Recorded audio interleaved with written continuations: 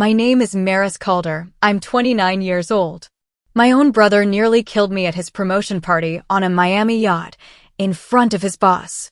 He slipped me a special canapé, watched me fall to the deck choking, and laughed that I was faking it for attention. The only reason I survived was because Jonathan Pierce, the company owner and father of a child with the same allergy, recognized anaphylaxis. Before I tell you what happened next, let me know in the comments where you are watching from. And don't forget to hit like and subscribe, because this story is much darker than you think. Usually, when people hear about Miami in my story, they assume I live some glamorous coastal life. But, in reality, my normal view is a brick wall behind my apartment in Missoula, Montana, with a sliver of sky if I lean far enough out the kitchen window. My place is small, one bedroom, the carpet is worn, the stove is older than I am, and every flat surface is stacked with books. Not the pretty kind people buy for coffee tables, but thick, crumbling medical atlases that smell like dust, ink, and something almost like old tea. That's my world. I restore broken paper for a living. Hospitals, universities, and museums mail me their relics, anatomy plates with spines coming apart, surgical manuals splattered with century-old stains, charts that have lived too long under fluorescent lights. I unbox them at my kitchen table like patients arriving in triage. I slip on cotton gloves, document every tear and stain, and make a plan. There's a rhythm to it. Humidification chamber, flattening, mending with Japanese tissue, brushing on wheat starch paste the way other people might frost cupcakes. I lose hours under my magnifying lamp, coaxing torn fibers back into alignment, toning fills so they disappear into yellowed paper. One curator in Seattle called me a paper surgeon during a video call, watching me reattach a spine.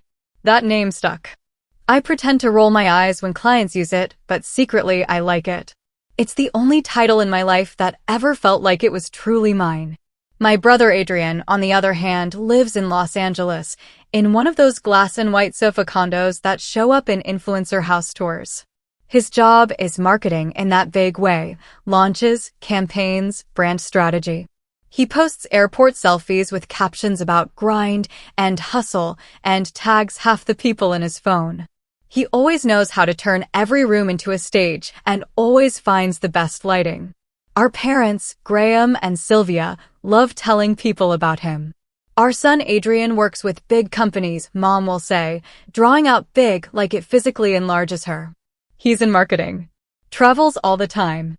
Just got another promotion. And then, if someone asks about me, there's always that pause. Oh, Maris, she says, with a little laugh.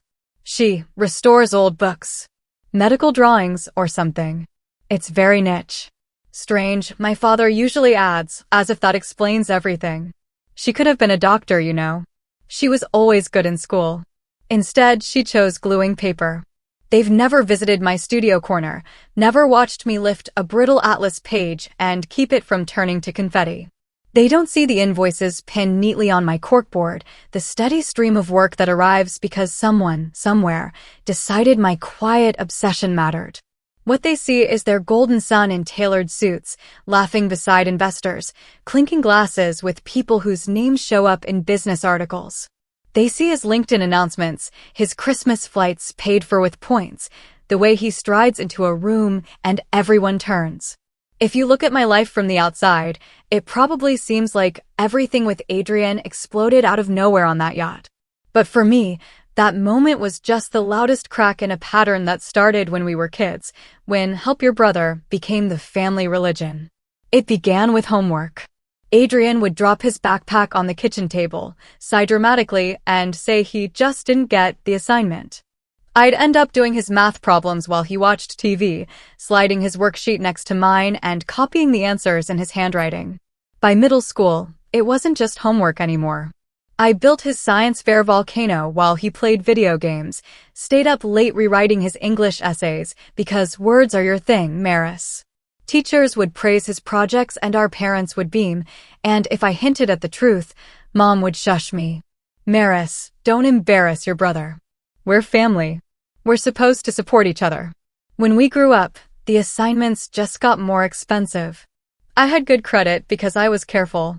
I paid my bills on time, skipped trips I couldn't afford, made peace with used furniture. Adrian noticed. Hey, I just need you to co-sign this car loan, he told me one Thanksgiving, speaking low so our parents wouldn't hear. Just for a couple of months until my bonus hits. You know how it is starting out in LA. I'll refinance it out of your name, promise. When I hesitated, he pouted. Don't you trust me? You're really not going to help your own brother.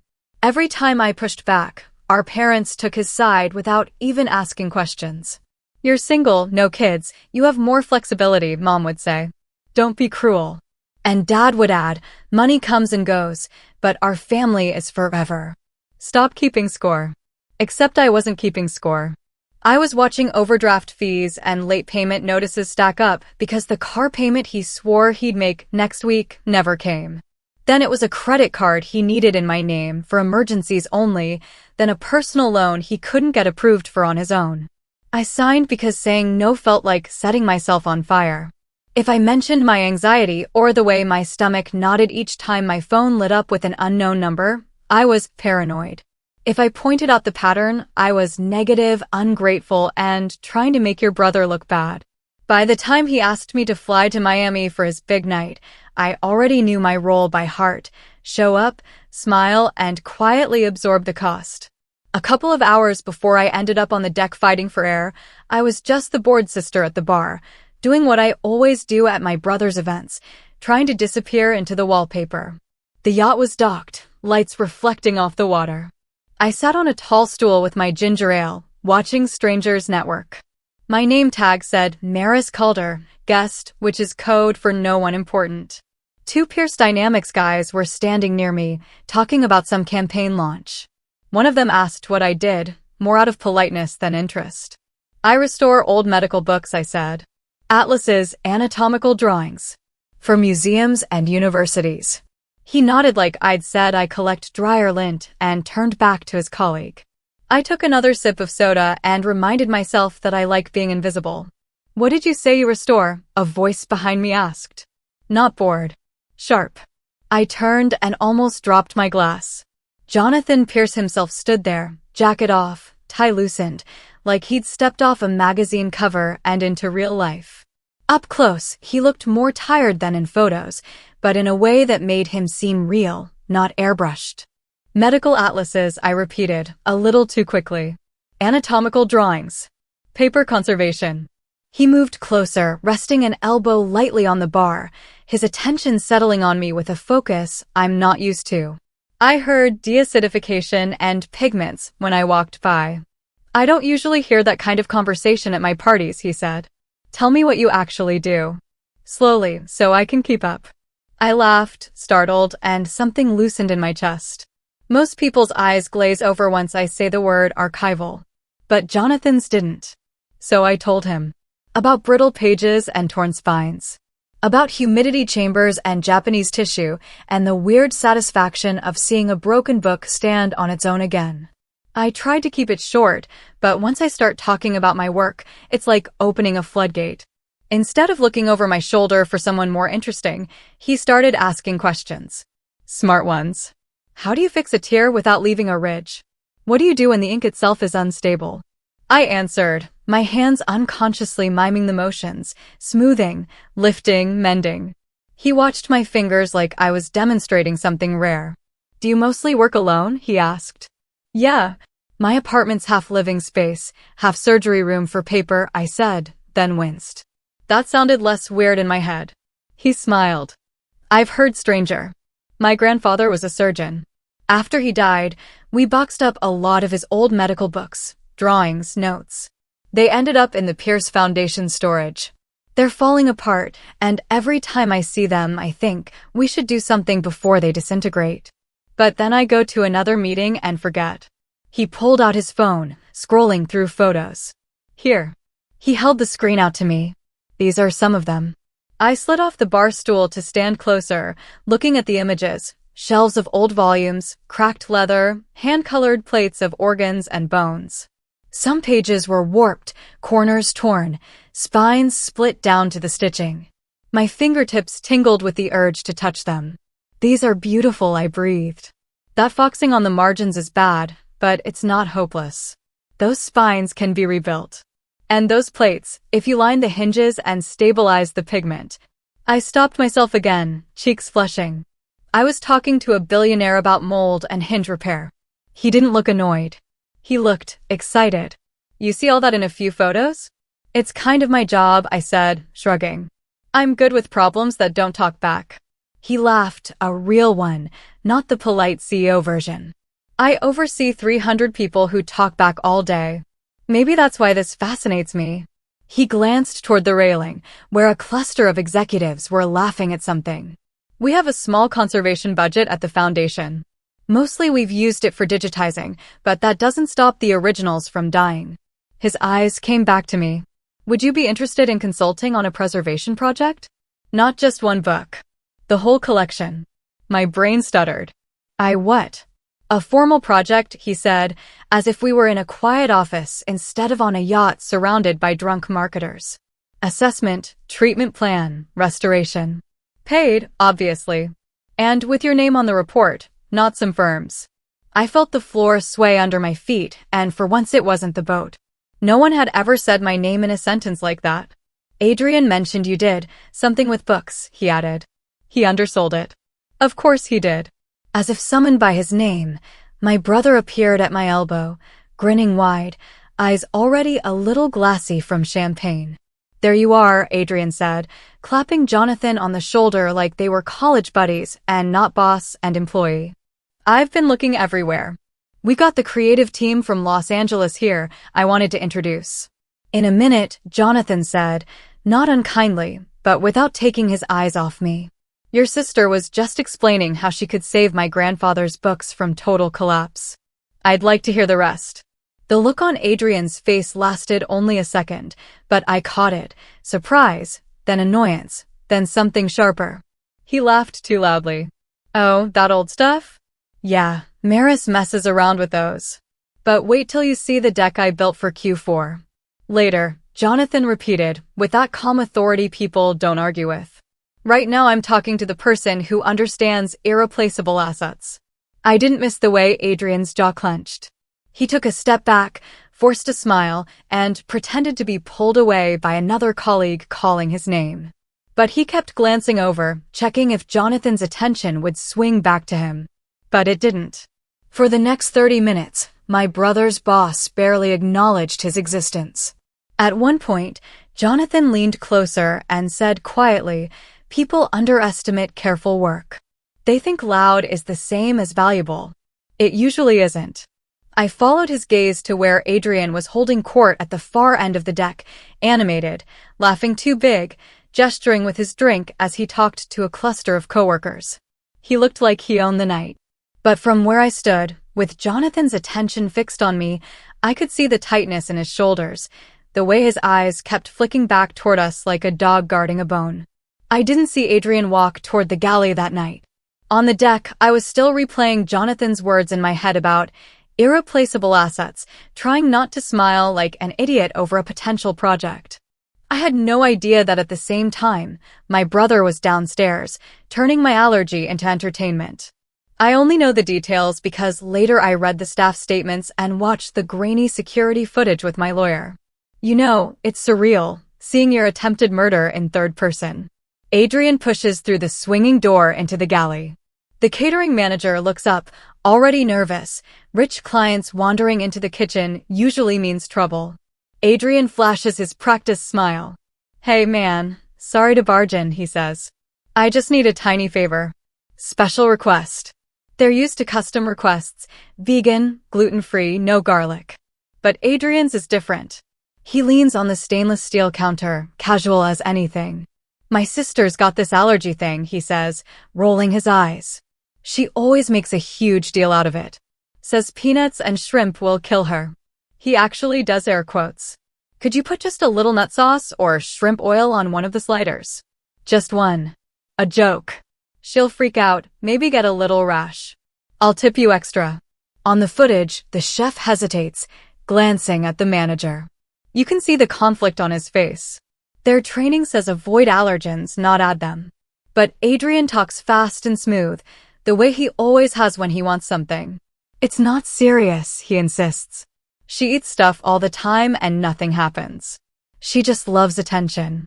Trust me, it's harmless. The manager later said those words, "It's not serious," stuck in his head. No one asked for my medical records. No one called me down to confirm. Why would they? To them, he's the promotion star, the client, the man whose name is on the contract. So they do it. The chef plates a fresh tray of mini burgers and canapés. Everything looks identical except for one piece in the center, where he mixes a small amount of peanut sauce into the glaze. Enough to be deadly to me.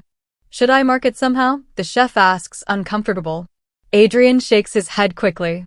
No, she'll notice. Just make sure that tray goes to her table. And that she takes one.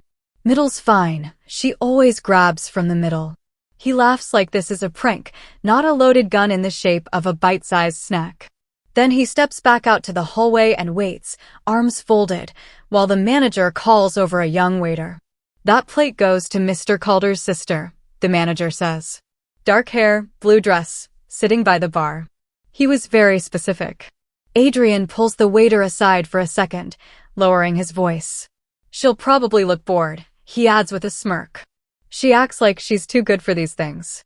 Just make sure she takes one from that tray, okay? The waiter nods. He has no idea that the joke he's carrying out could stop someone's heart. On the tape, you see the tray leave the galley, balanced easily on the waiter's hand. You see Adrian straighten his jacket, smooth his expression back into party mode, and follow a few seconds later, looking perfectly composed.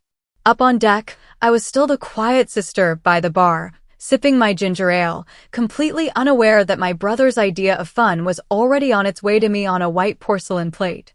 The tray found me when I'd finally let my guard down.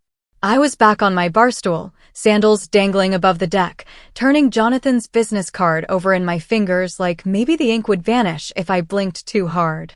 People were tipsy, laughing in little clusters, the Miami skyline glittering.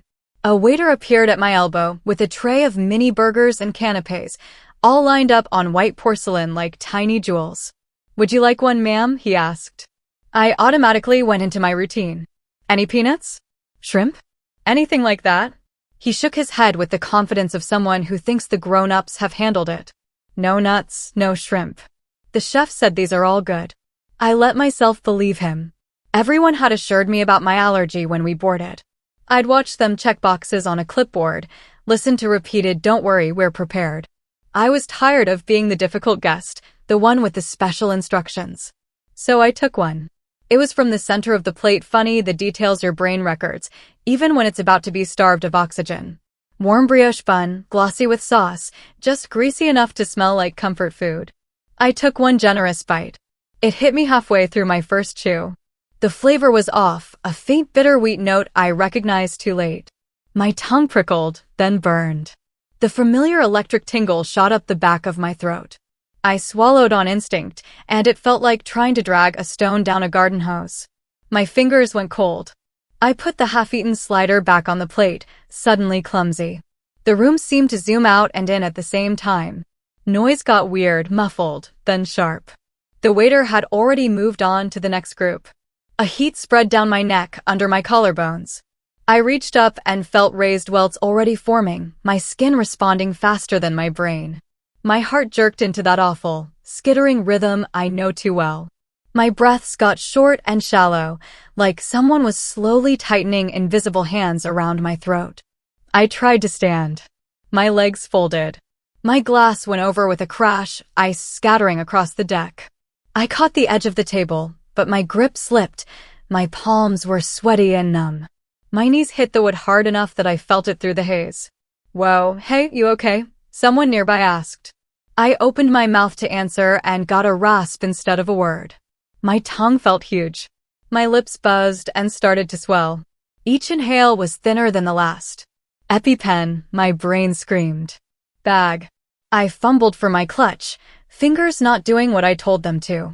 The zipper might as well have been welded shut. Then I heard his voice. God, Maris, Adrian said, somewhere above me, dripping annoyance. Not this again. I turned my head. My vision was already blurring at the edges, but I could still make out his expression. irritation, embarrassment. He wasn't afraid I'd stop breathing. "She's fine," he announced to whoever was looking. "She does this. She's just putting on a show again." I tried to say his name, to say I can't breathe, but the words wouldn't form.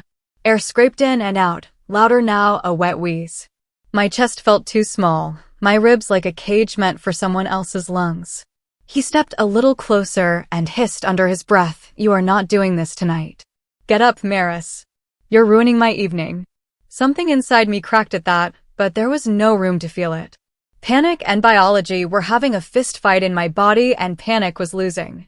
Through the tunnel of my vision, another face came into focus, Jonathan, moving quickly, his features sharpened with alarm.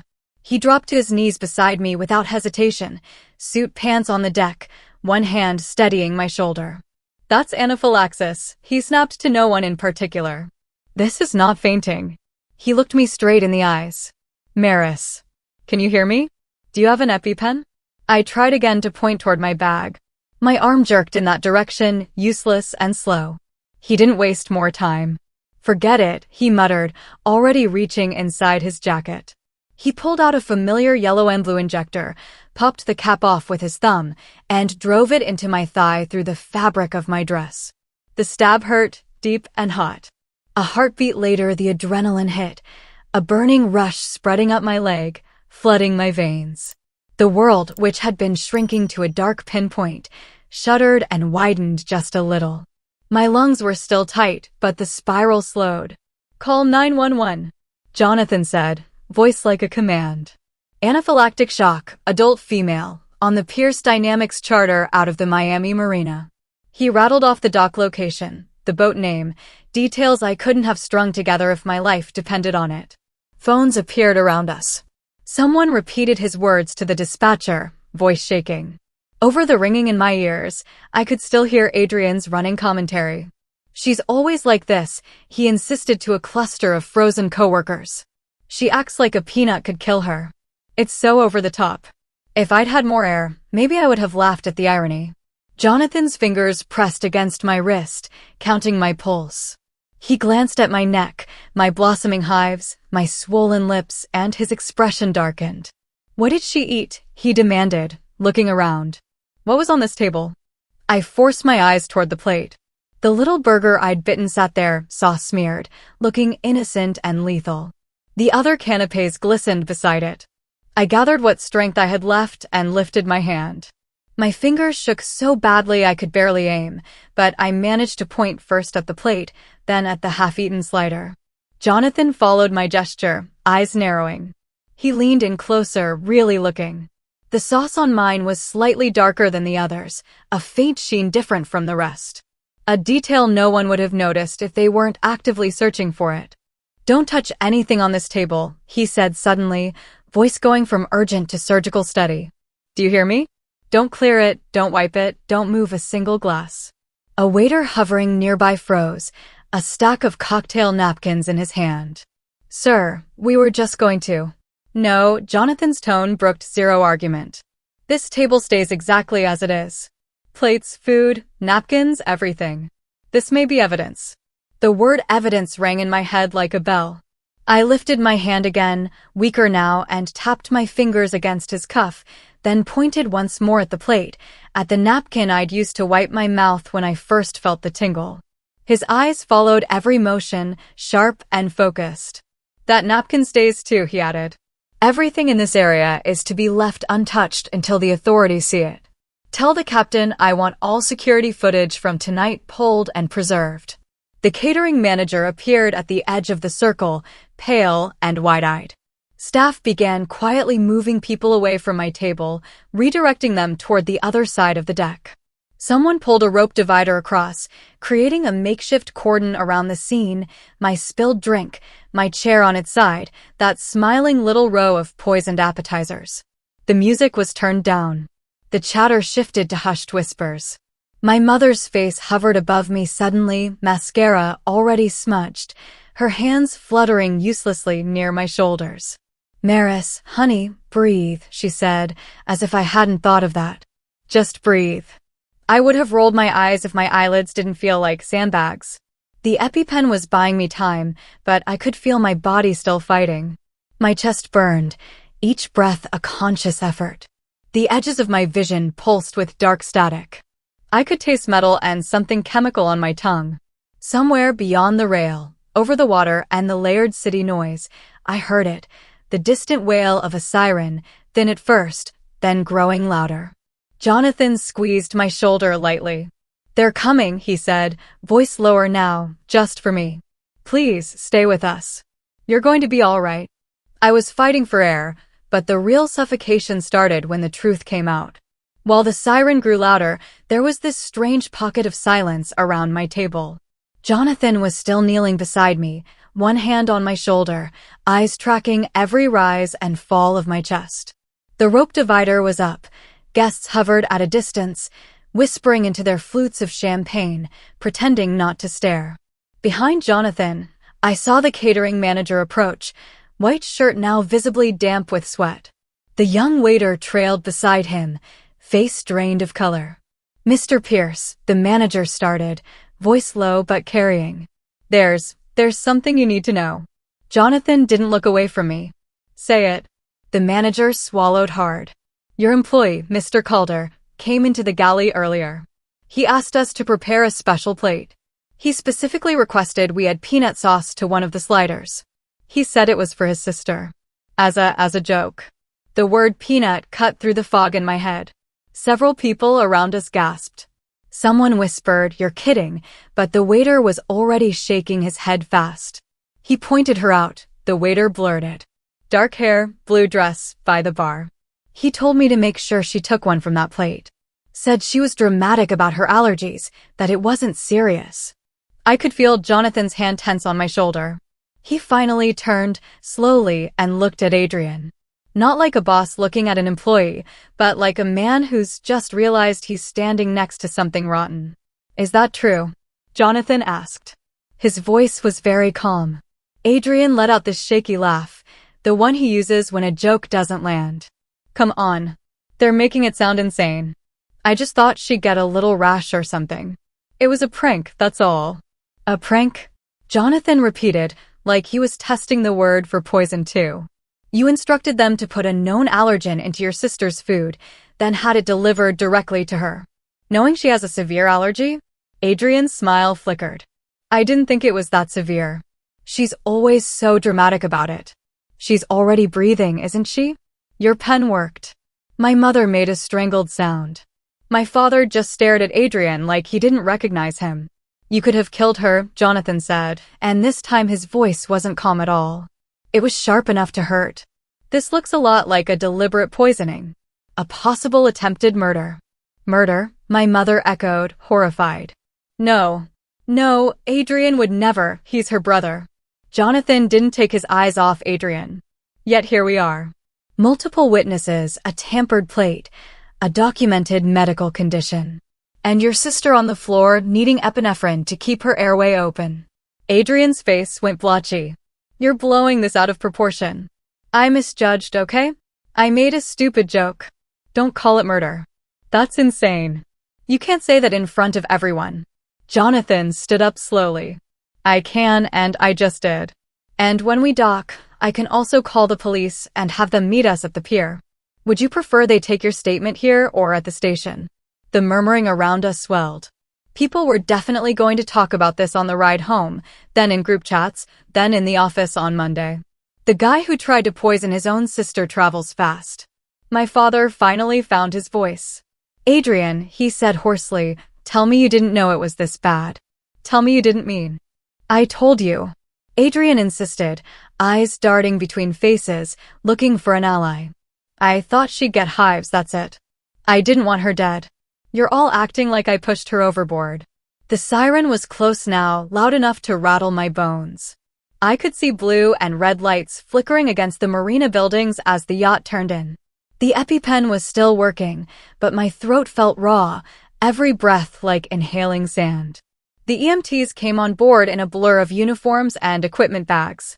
They knelt, took over, clipped a pulse ox on my finger, strapped an oxygen mask to my face, started asking rapid-fire questions I could barely answer. I felt myself being lifted onto a stretcher, the world tilting and bobbing with emotion. As they wheeled me toward the gangway, I caught a last, jagged glimpse of my family.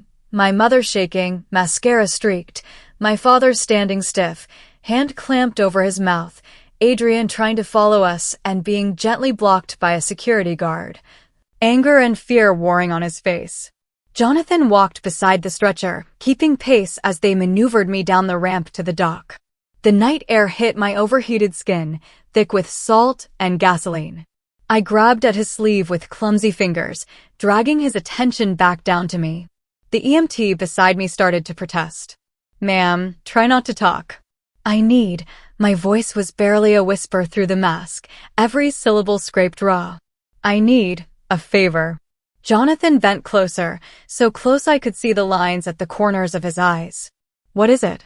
"Don't let them sweep it," I rasped. "But don't arrest yet." I coughed, pain ripping through my chest. "Do it right. Legal. I'll handle it." His brow furrowed. "You want to hold off on pressing charges?" I forced my head into the smallest nod I could manage. "Not off. Just not messy. I need time. Another breath. Keep the evidence. Cameras. Be a witness." For a second, I thought he might tell me to focus on surviving and leave the strategy to everyone else. Instead, something like respect flickered across his face. "All right," he said quietly. "I'll secure everything. Nothing disappears. I'll give a full statement. You concentrate on staying alive enough to make sure he regrets this." The stretcher slid into the ambulance. The EMTs lifted, locked the wheels. Jonathan's hand squeezed mine once, firm and steady, before the doors closed. In the hospital, the allergist came by with the chart and that grave, controlled voice doctors use when they're trying not to scare you. "You had a severe anaphylactic reaction," he said.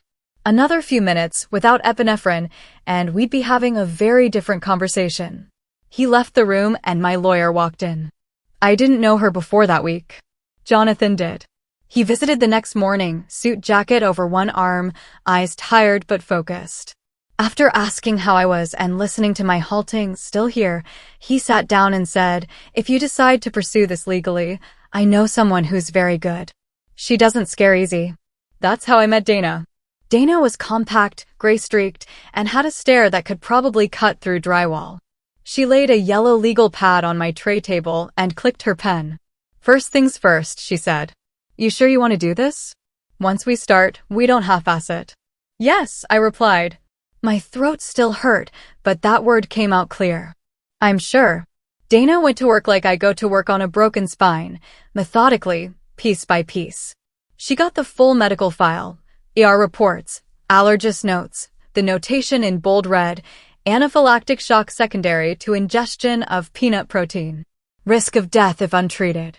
Jonathan handed over the yacht security footage and his own written statement. In the grainy video, you can see Adrian in the galley, gesturing at the tray. You can see the chef adding the sauce, the waiter carrying the plate straight to me. You can see me eat, collapse, and Jonathan injecting the EpiPen. The ugliest part was the phone. Dana had me scroll through years of texts from Adrian, screenshotting everything that mentioned my allergy.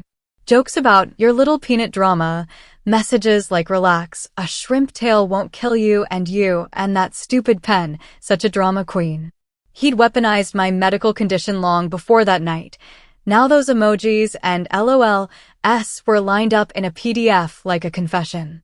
"You don't have to press criminal charges," Dana said once the file was thick enough to stop a door. "But understand, what he did meets the threshold for aggravated assault in more than one jurisdiction.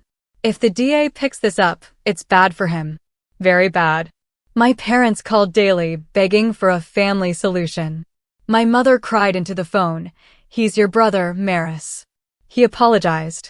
He said he misjudged." "Are you really going to drag him through court?" I looked at the purple bruise on my thigh from the EpiPen and thought about consciences. "No," I said. "I want something else." That's how we ended up in a mediation room in Houston 3 months later. Jonathan's headquarters were there. It made the logistics easier. The building was all glass and brushed steel, but the conference room they gave us might as well have been any anonymous office in America. On one side, me and Dana. On the other, Adrian with his lawyer, my parents between them like human shields. Adrian wore a dark suit and a carefully chosen tie, the serious but humble outfit. He kept his shoulders slumped just enough, his eyes wounded at the corners. When I walked in, he tried a sad smile. "Maris," he said softly. "You look better." I sat down without answering. My heart was pounding, but my hands were steady. The mediator, a neutral man with kind eyes and a tired posture, laid out the rules. Then Dana opened her folder and started. She walked through the timeline like a surgeon talking a patient's family through a complicated procedure. The text messages, blown up on a screen. The staff statements. The footage stills. The medical report. Jonathan's written account, including the exact words he'd heard Adrian use. Adrian's lawyer tried to frame it as misguided humor, a lapse in judgment, and negligence without malicious intent. Adrian nodded along, eyes shiny, hands clasped like a penitent altar boy. "I never wanted to hurt you," he said at one point, looking directly at me. "I swear to God, Maris, I thought you'd just get hives. It was stupid. I've been sick over it for months." My mother seized on that. "You hear that?" she said, turning to me. "He's remorseful. You've scared him straight. Isn't that enough? We're family. We don't need numbers on a page between us." Dana let her talk herself out, then slid a document across the table. "Here are the numbers," she said. "Medical costs, ongoing treatment, pain and suffering, and punitive damages for conduct that rises to the level of intentional harm. My client is prepared to file a criminal complaint and civil suit. Given the evidence, there is a substantial risk of a felony conviction for your son. Or," she tapped the paper, "we settle this here and now. $850,000, jointly guaranteed by Mr. Adrian Calder and his parents. Paid on a set schedule, non-dischargeable in bankruptcy. In return, my client agrees not to initiate criminal proceedings herself." My father actually choked. 800 and you can't be serious. That's our retirement. That's our house. That, Dana replied, is less than the value of a human life, and far less than what a jury would likely award after hearing that he engineered exposure to a known lethal allergen as a prank. This, she added, is the quiet, merciful option. Adrian's face went stiff. "Wait, you're trying to ruin my life," he said to me, the remorse slipping. "You want me broke?" "I want you accountable," I said quietly. For once. Silence stretched. The mediator suggested a break. We all stood, stretched, stared out at the Houston skyline through the narrow window. It took hours. Low-voiced arguments in the hallway, my mother's whispering pleas, my father on the phone with a bank. Adrian pacing, running his hands through his hair, doing the math out loud, selling his LA condo, both cars, cashing out investments he loved to brag about. In the end, the numbers didn't change. They came back in, hollow-eyed. The mediator slid the agreement to their side. Adrian signed first, jaw clenched, his name dragging a little at the end like he wanted to pull it back. My father signed next, then my mother, hands shaking so hard the pen scratched the paper. When the stack reached me, I looked at the total one more time. $850,000. A number built from every late-night project I'd done for him, every favor, every time he'd laughed at my allergy. So I signed with a steady hand. A year later, I live in Washington State, in a small town wedged between gray water and darker pines. My apartment sits above my workshop, one flight of creaky wooden stairs from bed to work, no elevators, no reception desks, no security badges with someone else's logo on them. On the windows of the first floor, in simple gold vinyl, it says, Calder Conservation Studio. Medical and Archival Restoration. Inside, my surgery finally looks the way I always wanted it to. Big standing tables with clean cutting mats. Wide drawers full of Japanese tissue. Humidity chambers I don't have to improvise out of plastic storage bins anymore. The startup money came from that settlement, piece by piece as it hit my account. Every dollar was a reminder of what almost happened on that yacht, of what my brother chose to do. But it was also lumber and rent deposits and equipment invoices.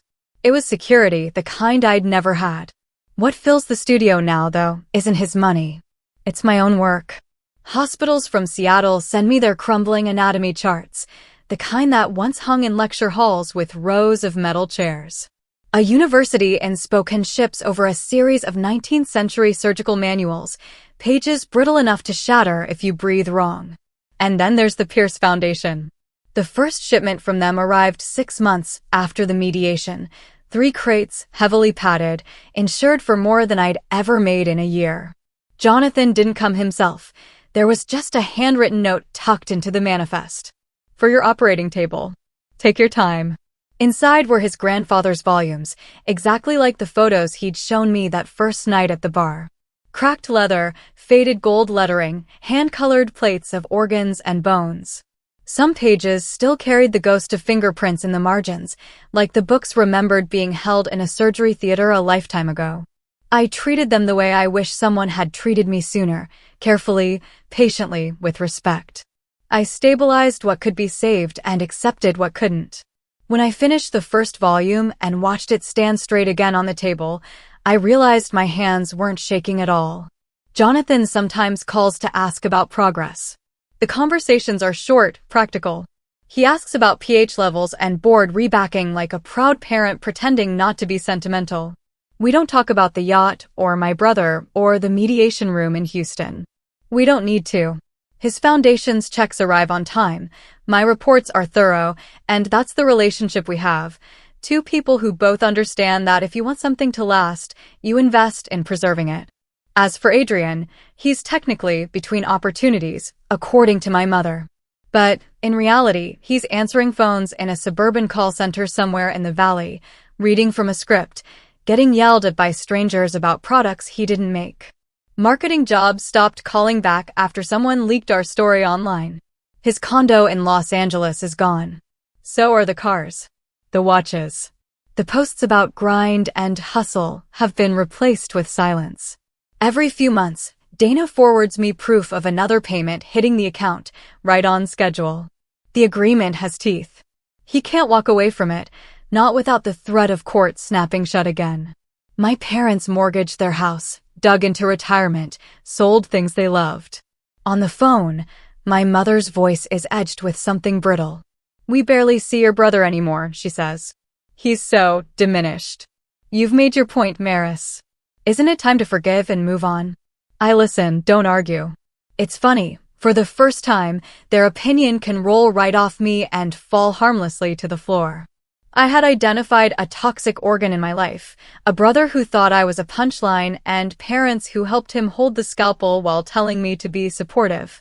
I'd prepped, made the incision, and removed what was killing me. If you've ever had to cut a toxic relative, friend, or partner out of your life, tell your own story in the comments below.